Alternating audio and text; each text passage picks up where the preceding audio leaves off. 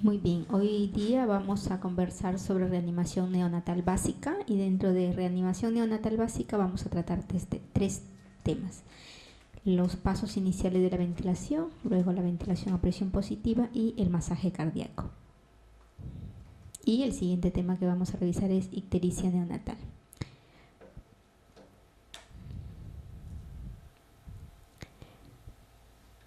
Bien, la reanimación neonatal es un procedimiento que obviamente es una emergencia que se tiene que realizar en el mismo lugar donde sucede el evento, en este caso el parto, y el bebito nace complicado. Es por esta razón que es necesario que todas las personas que de algún modo van a tener contacto con un recién nacido o que van a tener un parto estén preparados para poder realizar las maniobras de reanimación básica. En la mayoría de partos no va a ser necesario hacer reanimación neonatal. Sin embargo, de todos los recién nacidos, más o menos el 10% van a requerir alguna maniobra de reanimación. Y cuando hablamos de recién nacidos prematuros, la probabilidad de que requiera reanimación va a ser mayor. ¿Cómo determino si un recién nacido requiere reanimación? Primero, ya inclusive antes del nacimiento yo me puedo anticipar al hecho de que un bebé con mayor razón o con mayor probabilidad va a requerir reanimación. Me pregunto si el líquido amniótico es claro o está teñido de meconio, si el bebito en el momento de nacer tiene un buen tono muscular o si el recién nacido en el momento del nacimiento respira adecuadamente o llora enérgicamente. Si alguna de estas cosas no sucede, el líquido amniótico no es claro, no tiene buen tono muscular o no respira adecuadamente, el recién nacido va a requerir alguna maniobra de reanimación.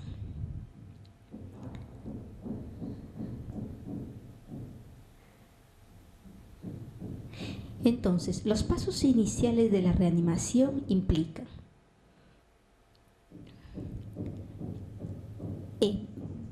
son maniobras fáciles, sencillas, que básicamente van a ayudarnos a rescatar a un bebito cuando éste se encuentra en apnea primaria. Si el bebé se encuentra en apnea primaria, va a responder a los pasos iniciales de la reanimación. Entonces, estos pasos iniciales de la reanimación se realizan más o menos en un lapso de 30 segundos, ¿no? Porque a los 30 segundos yo debo reevaluar y decidir si voy a continuar con las maniobras de reanimación. Y esos pasos iniciales son, primero, proporcionar calor. Entonces recepciono al bebito, lo coloco debajo de la cuna de calor radiante y siempre tengo que tener cuidado de recibirlo con un paño seco y tibio. Posteriormente lo voy a cambiar. Cuando lo haya secado, lo voy a cambiar por otro pañito seco y tibio. O sea que inicialmente, antes de que el niño nazca, yo ya debo haber preparado todo mi material para la reanimación. Tengo que tener todo listo en cada parto y con mayor razón, obviamente, cuando hay algún factor de riesgo. Entonces, el primer paso es proporcionar calor. Colocar la cabeza con una ligera extensión. Esto es para permeabilizar la vía aérea. Y la posición correcta es la posición de ligero olfateo, ¿ya? Entonces, no debe estar hiperextendida ni flexionada. La posición es la posición de una extensión intermedia, ¿sí? que le llamamos posición de olfateo para permeabilizar la vía aérea. Si la vía aérea está obstruida, entonces debo permeabilizarla en ese momento. Si hay meconio, lo que corresponde es que yo debo aspirar directamente de la tráquea el meconio obviamente voy a acceder ayudándome con el laringoscopio y lo aspiraré utilizando un tubo. Pero si el bebito está llorando, ya no necesito hacer esa maniobra. Entonces, si el bebito tiene líquido meconial, si el bebito no tiene líquido meconial, voy a aspirar las secreciones primero por la boca y luego por la nariz, y después de haber aspirado las secreciones, voy a secar, estimular y recolocar al bebito. Si el bebito tiene líquido meconial, pero está vigoroso, continúo como en el caso anterior y hago los pasos que continúan, los pasos iniciales de la reanimación. Pero si el bebito tiene líquido meconial y no está vigoroso, entonces antes de proceder a aspirar las secreciones de boca y nariz o a secar, estimular, yo debo aspirar directamente de la tráquea.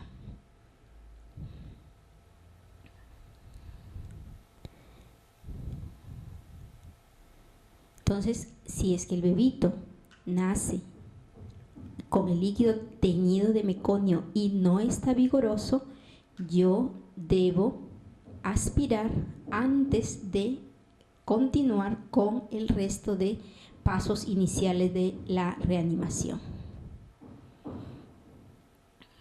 Y para eso voy a utilizar el laringoscopio y una sonda de aspiración 12 o 14 French cuando se trata de un recién nacido a término. Se introduce el tubo endotraqueal, lo coloco en la tráquea y aspiro directamente, y al momento que voy aspirando voy retirando el tubo. Si el líquido meconial no está en la tráquea, veo que es un bebito que no está, que de repente sí está vigoroso o en su defecto tiene algún esfuerzo respiratorio, yo puedo aspirar de la boca y de la nariz con una pera de goma. Siempre hago primero de la boca y luego de la nariz. Y de la boca no lo hago directamente en la orofaringe, sino que coloco de costado la cara del niño y espero que el líquido que se acumula en la parte interna de la mejilla lo aspiro con la bombilla. Cuando aspiramos directamente de la orofaringe, de la parte posterior de la orofaringe, lo que puedo hacer es ocasionar un reflejo vagal que le va a producir al bebito bradicardia.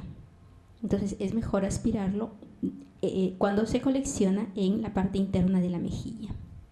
Primero la boca y luego la nariz.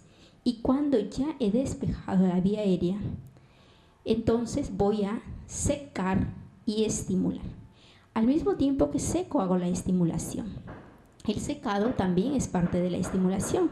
Seco la cabeza, seco el cuerpo, las extremidades y cambio ese paño que está húmedo por un nuevo paño seco y tibio con la finalidad de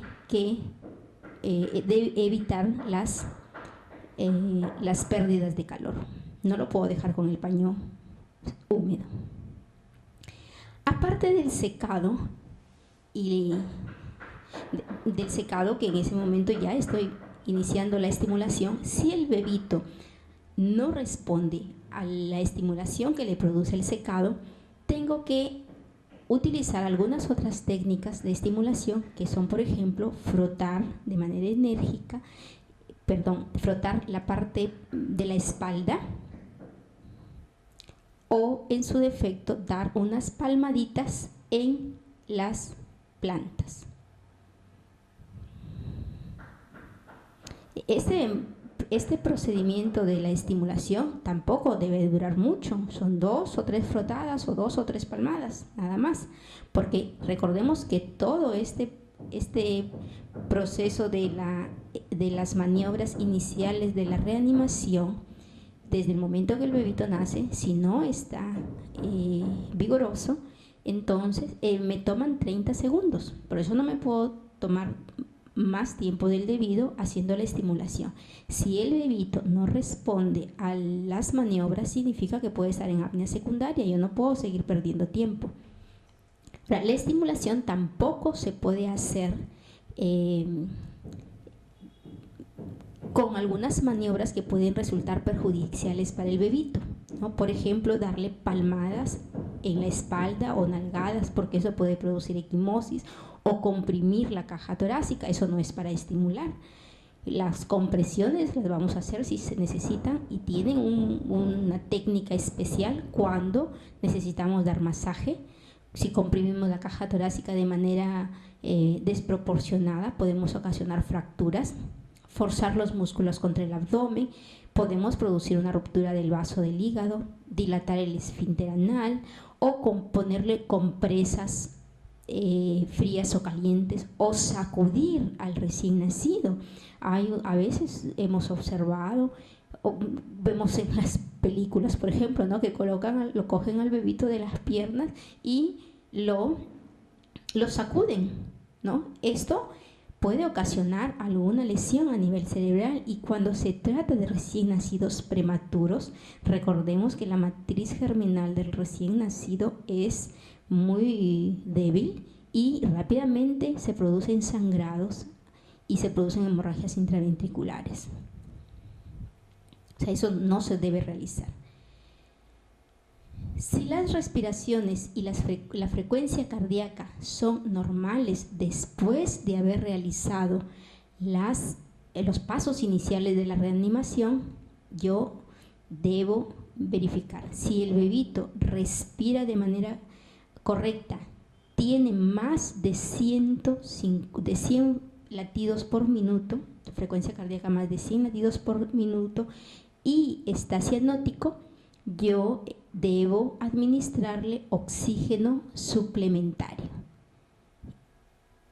Si persiste cianótico, entonces va a requerir ventilación a presión positiva.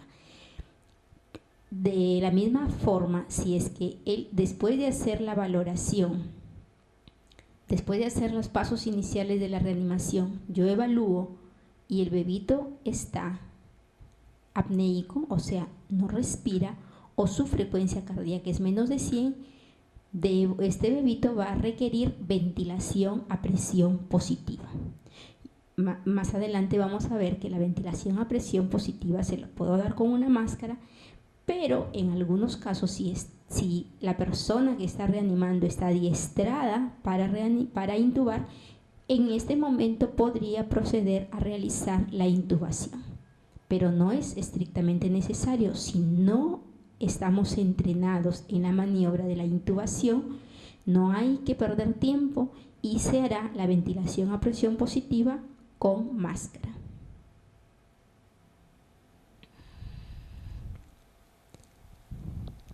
Cuando el bebito está respirando, pero tiene cianosis central, le continuamos administrando oxígeno a flujo libre, porque el bebé está respirando.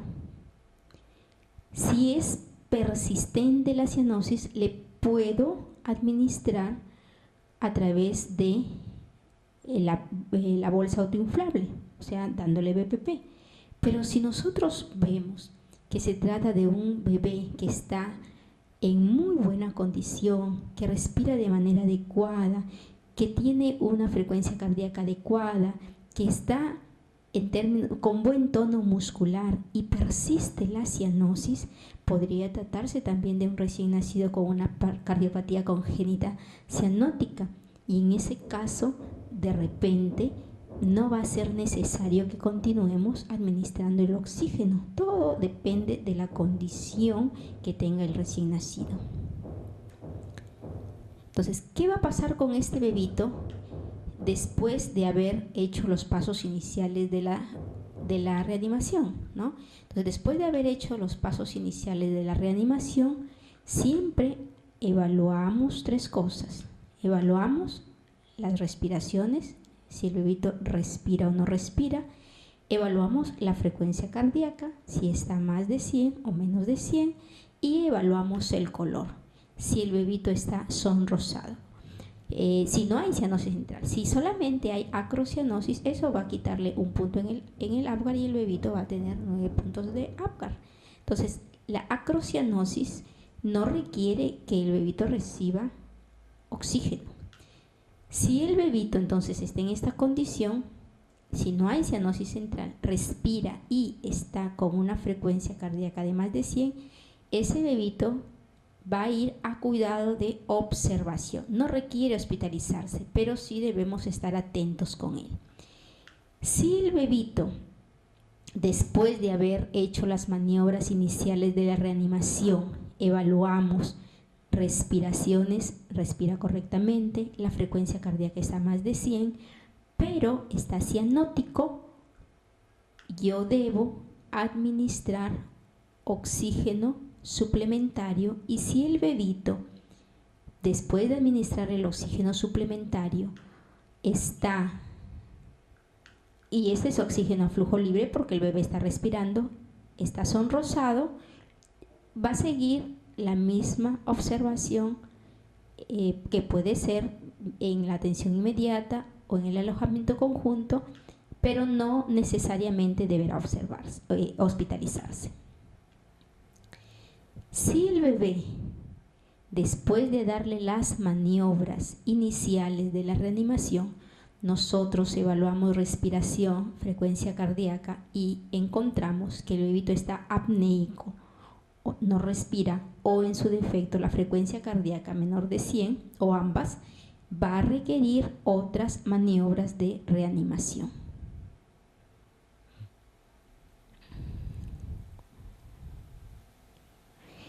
Cuando yo tengo un recién nacido al que le he hecho las maniobras iniciales de la reanimación y el bebé ya está respirando, su frecuencia cardíaca se ha estabilizado, pero sigue cianótico, entonces este es el bebito que va a continuar hospitalizado y recibiendo oxígeno suplementario si es que lo requiere, pero para eso entonces el bebito va a ingresar a una sala de cuidado intensivo probablemente y vamos a monitorizar con oximetría de pulso y con medición de gases sanguíneos para determinar si va a continuar recibiendo oxígeno y cuál va a ser la forma más adecuada de administrárselo. En el bebito que ha requerido oxígeno suplementario, después de las maniobras iniciales, mejora con el oxígeno suplementario y ya está sonrosado, se retira gradualmente y luego ese bebito puede continuar su observación.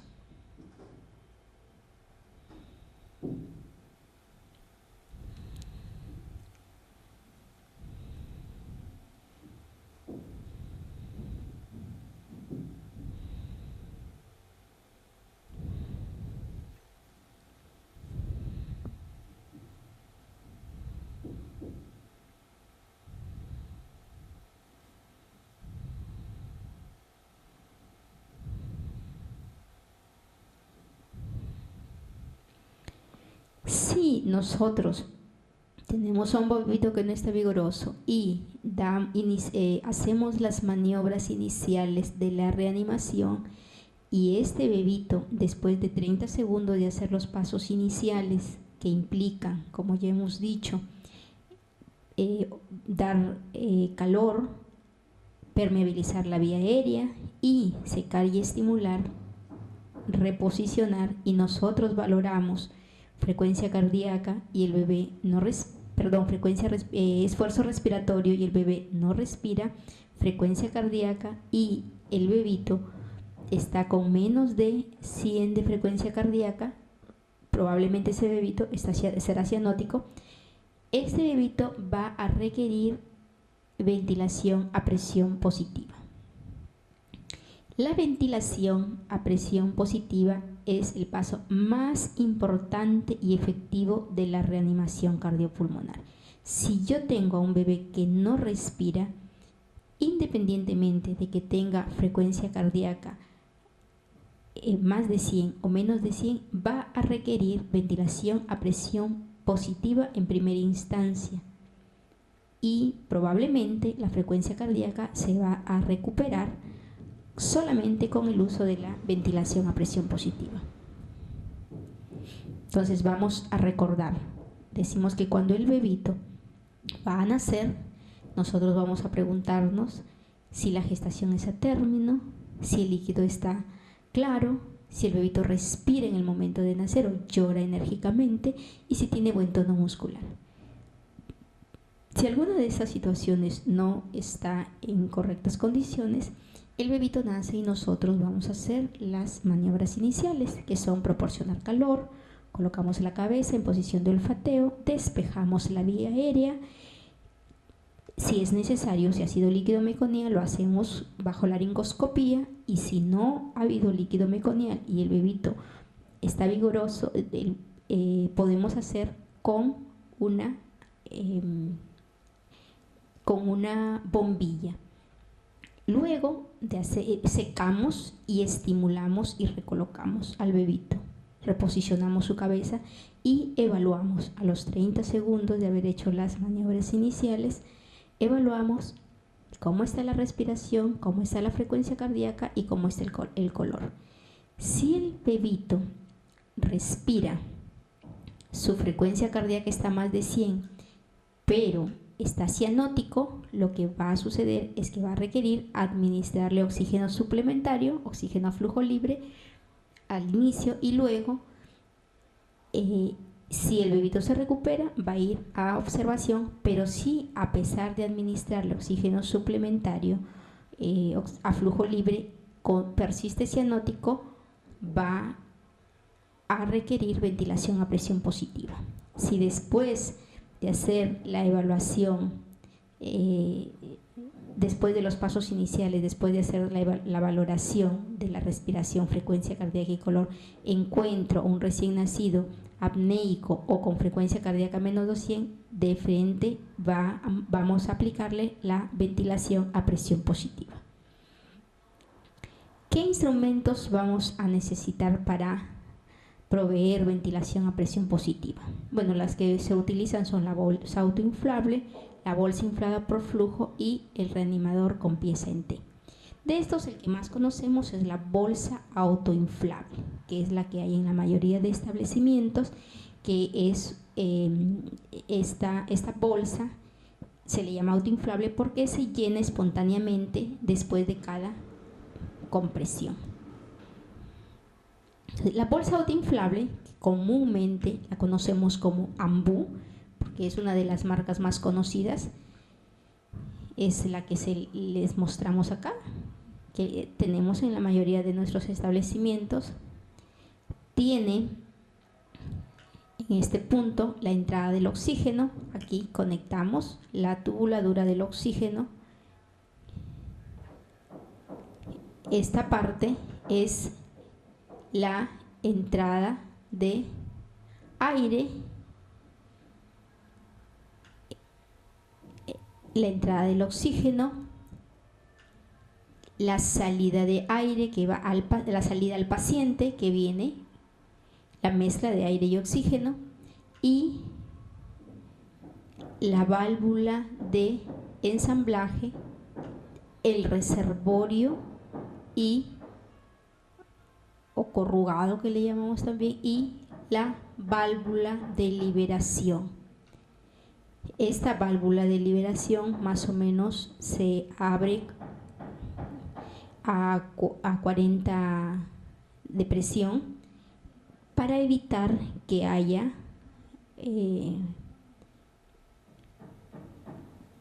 traumas en el recién nacido.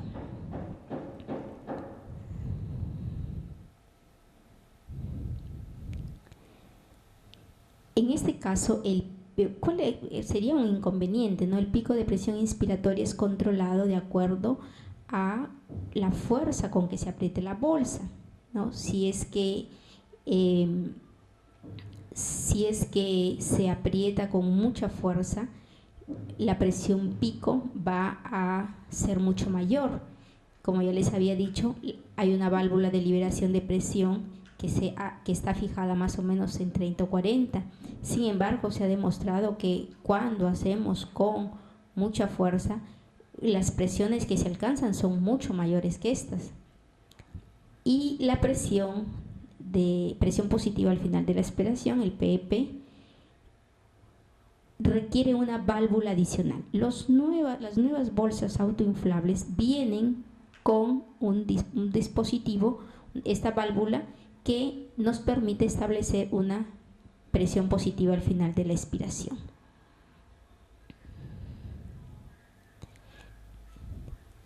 ¿Qué ventajas tiene esta bolsa? Una de sus ventajas es que siempre se va a insuflar después de ser comprimida, obviamente cuando esté en buenas condiciones.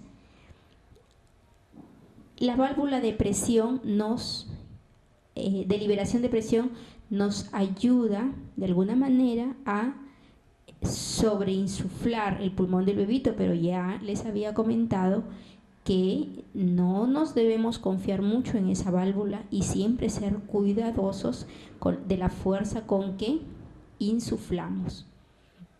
Las desventajas es que requiere un reservorio anexo para proveer altas concentraciones de oxígeno. Si yo no lo tengo conectado a un reservorio de oxígeno, la cantidad de oxígeno que estoy dando es menor. Y tampoco puede ser usada para dar oxígeno a flujo libre. O sea, no puedo colocar la bolsa con la máscara sobre la cara del niño y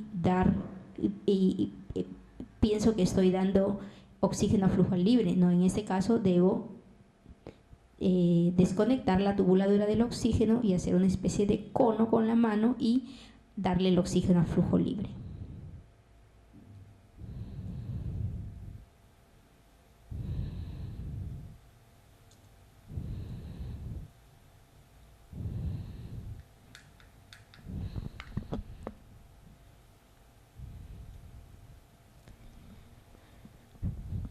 ¿Qué concentración de oxígeno deberá darse cuando yo doy ventilación a presión positiva?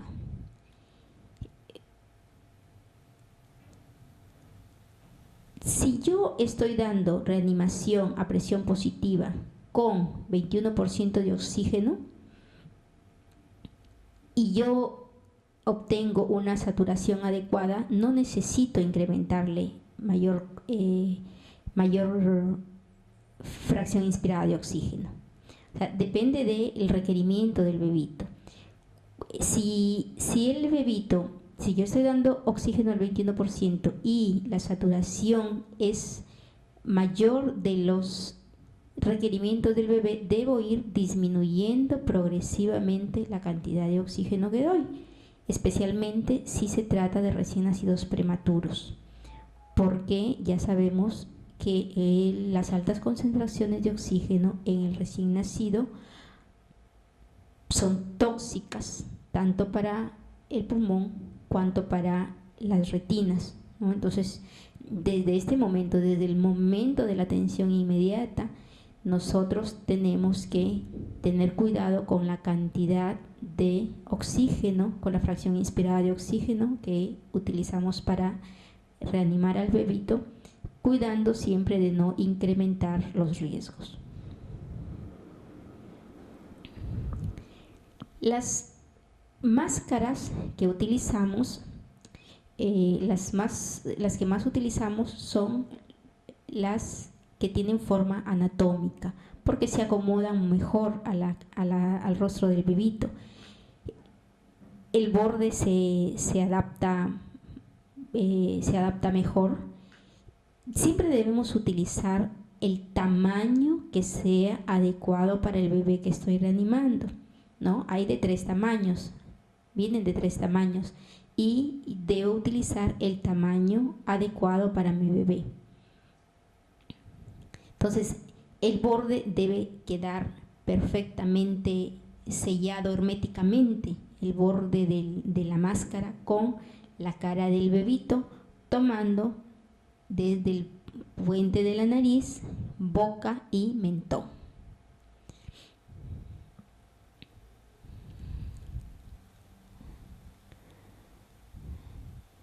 Cuando estamos preparando el equipo debe estar armado antes de que se produzca el nacimiento.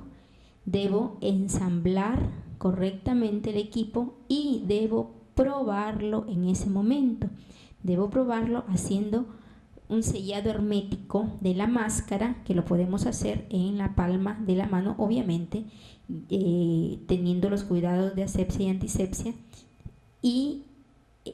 o probarlo en el campo que he preparado para la atención del recién nacido. Debo probar siempre y ver que no esté rota, que no esté roto la bolsa, porque si la bolsa está rota no voy a poder insuflar. Entonces vamos a seleccionar el tamaño de máscara adecuado en el bebé, que la vía aérea esté despejada, y también colocar de manera adecuada la cabeza del bebito, y hemos dicho en posición de ligero olfateo. Y también el reanimador, esta es la posición de olfateo, ¿no? Entonces cuando coloco la máscara debo mantener esa posición de olfateo y debo colocar la máscara cogiendo que coja la nariz, la boca y el mentón. ¿Cómo se colocan los reanimadores? Entonces, el reanimador que va a dar la ventilación a posición positiva debe estar a la cabeza del bebé. Entonces, la máscara debe cubrir nariz, boca y la punta de la barbilla, ¿no? De esta manera.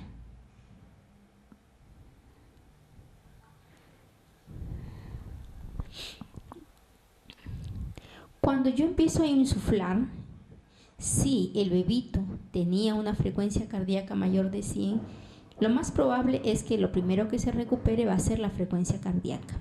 También, si estaba cianótico, voy a notar que el bebito va progresivamente poniéndose sonrosado y también puede mejorar su tono muscular, ¿no?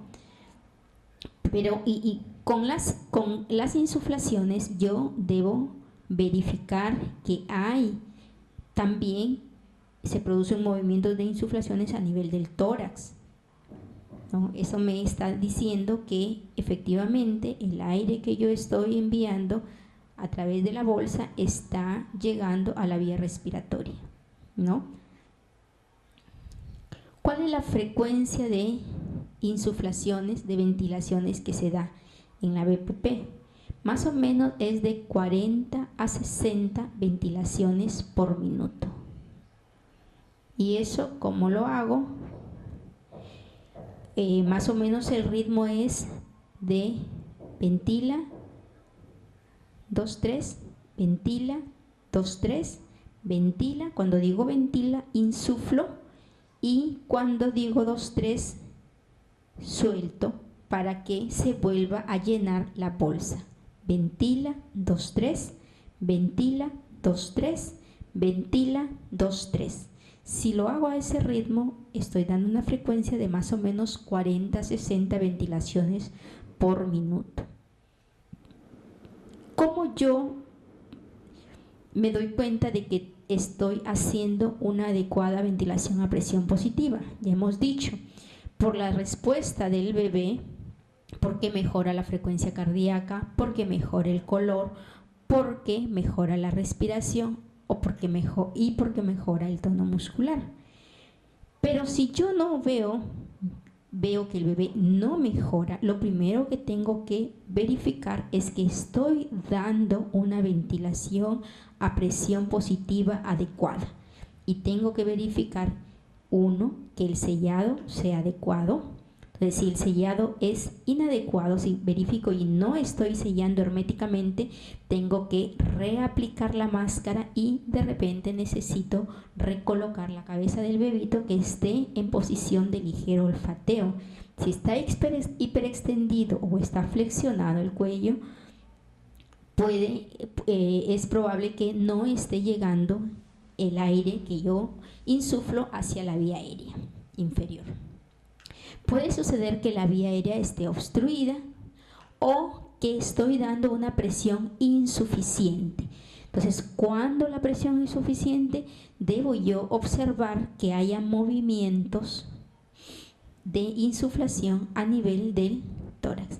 Si a pesar de eso, de verificar que estas condiciones se han dado, no consigo mejoría en el bebé, probablemente el bebito va a requerir en ese momento que se le intube con la finalidad de asegurar una ventilación adecuada. Entonces, si el bebito no está mejorando, tengo que preguntarme, ¿se mueve adecuadamente el tórax? Si el tórax se mueve adecuadamente, significa que sí está entrando el aire. Pero si no se mueve adecuadamente, lo más probable es que el aire que yo insuflo no está llegando a la vía aérea inferior. Me pregunto si está sellado herméticamente entre la cara del bebito y la máscara. Y hemos dicho que debe tomar la nariz, la boca y el mentón. Debo verificar que la vía aérea no esté obstruida, que mi equipo funciona correctamente, ¿no? Que no está roto, por ejemplo, que estoy administrando el oxígeno adecuadamente. Si empecé con 21 y no mejora, debo ir subiendo, y si necesito 100% de oxígeno, debo dar oxígeno al 100%.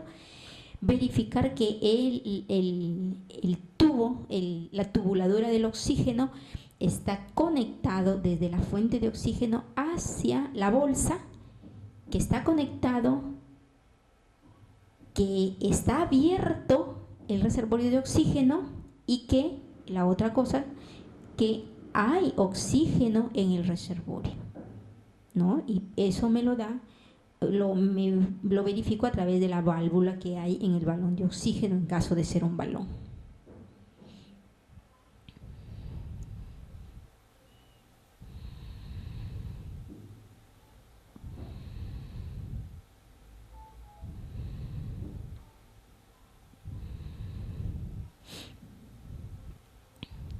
Si yo doy ventilación a presión positiva, ya hemos dicho, se da la ventilación a presión positiva cuando el bebé no respira, cuando el bebé tiene frecuencia cardíaca menor de 100. Lo doy a razón de 40 a 60 ventilaciones por minuto a un ritmo de ventila, 2-3, ventila, 2-3, ventila, 2-3, verificando que estoy dando la ventilación de manera correcta. Y a pesar de eso, el bebito continúa con una frecuencia cardíaca menor de 100, porque hemos dicho que una de las primeras cosas que se recupera cuando yo doy ventilación a presión positiva es la frecuencia cardíaca. Pero si después de 30 segundos de dar ventilación a presión positiva, el bebito continúa con una frecuencia cardíaca menor de 100, debo agregar a la ventilación a presión positiva el masaje cardíaco.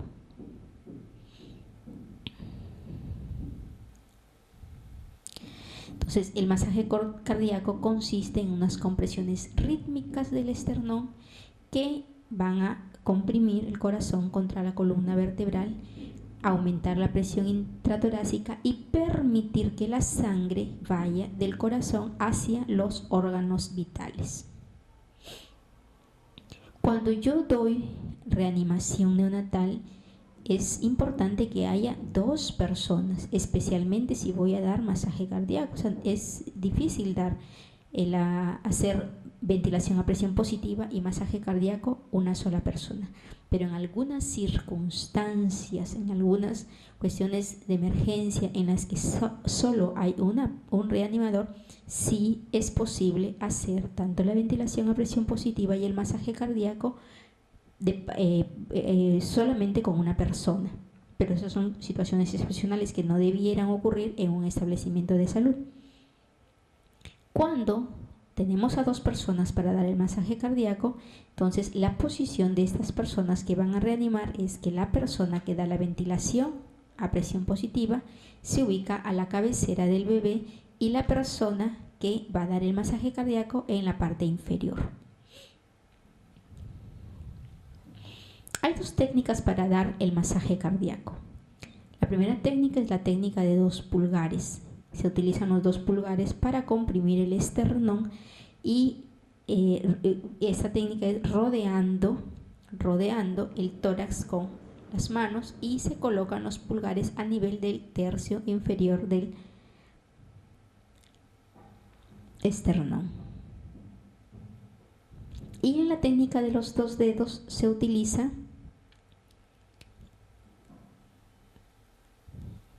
el segundo y tercer dedos y se colocan en la misma zona, en el tercio inferior del esternón, y se hacen y una mano se coloca en ese lado y la otra mano en la parte de la espalda. Los dedos se colocan en cualquiera de las 2 técnicas. Los dedos se colocan en el tercio inferior del esternón, el cual se encuentra entre la línea intermamilar y el apéndice sifoide. O sea, esta es la zona donde se aplica el masaje cardíaco con cualquiera de las 2 técnicas.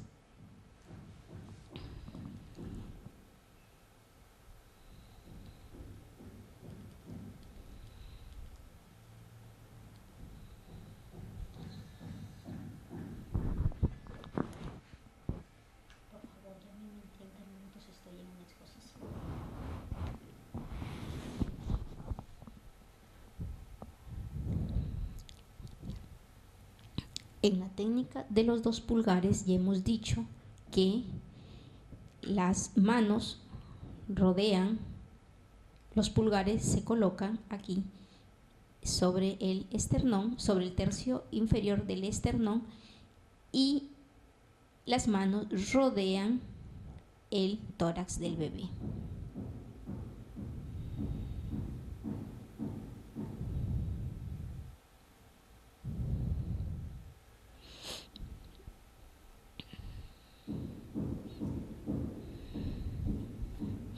Algunos inconvenientes con esta técnica es que si las manos del reanimador son pequeñas y el niño es grande, es un macrosómico por ejemplo, no vamos a poder rodear de manera correcta, porque la idea aquí es que la compresión se da entre la parte anterior entre el esternón y la columna vertebral, ¿no?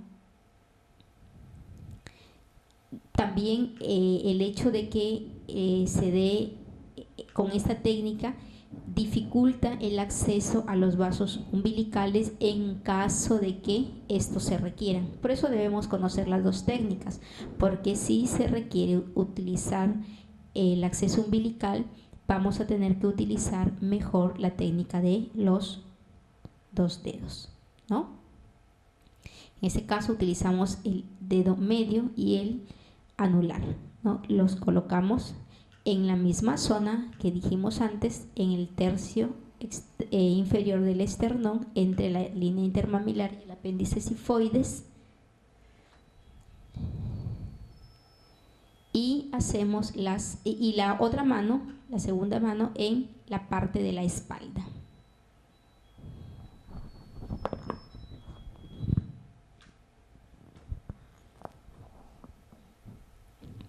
La técnica de los 2 dedos puede ser que sea más agotadora cuando prolongamos el masaje cardíaco, pero nos permite dejar un poco accesible el cordón umbilical cuando nosotros lo requerimos para aplicar medicamentos, para administrar medicamentos. ¿Y cuánta es la presión que se debe aplicar en las compresiones? Más o menos la compresión debemos comprimir sobre un tercio del diámetro anteroposterior del tórax, ¿no? El diámetro anteroposterior es más o menos un tercio de profundidad. Comprimimos, liberamos, comprimimos para hacer la sístole y liberamos para que se pueda dar la diástole. Los pulgares en cualquiera de las dos técnicas, sea de los pulgares o los dos dedos, no debemos separar los dedos del tórax del bebé, siempre deben estar en contacto. Y debemos permitir que se expanda el tórax con la finalidad de permitir también la fase de la diástole. Cuando retiramos, cuando no tenemos contacto permanente de los dedos con el tórax del niño, vamos a perder la zona de, podemos perder la zona de compresión y vamos a perder tiempo tratando de localizar de nuevo, perdemos el control de la profundidad y también puede ser que estemos comprimiendo en un sitio incorrecto y lesionar algún órgano. ¿Qué peligros pueden existir relacionados con el masaje cardíaco? Si lo hacemos con demasiada presión, podemos lesionar algún órgano subyacente, por ejemplo, el hígado. ¿Con qué frecuencia debemos realizar la ventilación y cómo el masaje y cómo lo coordinamos con la ventilación que estamos dando en ese momento? Cuando hacemos coordinadamente la ventilación con el masaje, más o menos va a ser la relación de 3 compresiones, una ventilación, ¿no? Y eso nos va a dar más o menos 30 ventilaciones y 90 compresiones en un minuto, ¿no? 3 masajes, una ventilación. Entonces lo hacemos más o menos al ritmo de y 1, y 2, y 3 y ventila. Y 1, y 2, y 3 y ventila. Y 1, y 2, y 3 y ventila. La persona que está haciendo las personas que están haciendo la reanimación deben ponerse de acuerdo. Usualmente el que hace el masaje es el que canta, dice, y 1, y 2, y 3, y le avisa al que está ventilando que ventile. Y 1, y 2, y 3, y 1, cuando digo 1 comprimo y permito que se expanda, 2 vuelvo a comprimir y permito que se expanda, 3 vuelvo a comprimir, y 1, y 2, y 3. Cuando digo el número, comprimo, cuando digo y, permito que se expanda. Entonces, y 1, y 2, y 3, y ventila. Y 1, y 2, y 3, y ventila, ¿no? Entonces, eso me va a permitir hacer un ritmo de 30 ventilaciones, 90 compresiones. Cuando un bebito recibe ventilación a presión positiva con o sin masaje cardíaco, este bebé debe de manera obligatoria ser hospitalizado en un área de cuidado neonatal para ser monitorizado después de la reanimación. Un bebé que recibió ventilación a presión positiva con o sin masaje no debe estar en el alojamiento conjunto con la mamá. Debe ser monitorizado para ver cómo se recupera posteriormente respecto de la depresión que presentó. Cuando un bebito requiere ventilación a presión positiva con o sin masaje, significa que estuvo en apnea secundaria. Ese bebé definitivamente va a requerir algunos exámenes y la monitorización correspondiente para ver cuál ha sido la dimensión del daño relacionado con la hipoxia que ha ocurrido en este bebé.